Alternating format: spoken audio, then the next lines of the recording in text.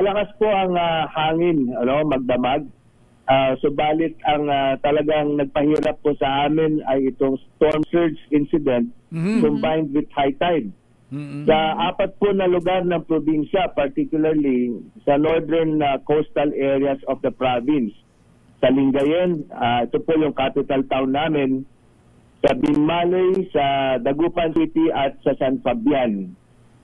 So marami pa rin po mga kababayan namin ang nasa evacuation centers province-wide. Sa 35 po na LGUs ang nag-conduct ng preemptive evacuation, totaling to sa tingin namin ay mahigit sa ang nakasulat po kasi sa aming report ay 24,000 individuals, pero sa tingin po namin mas marami ay higit pa dito yung bilang.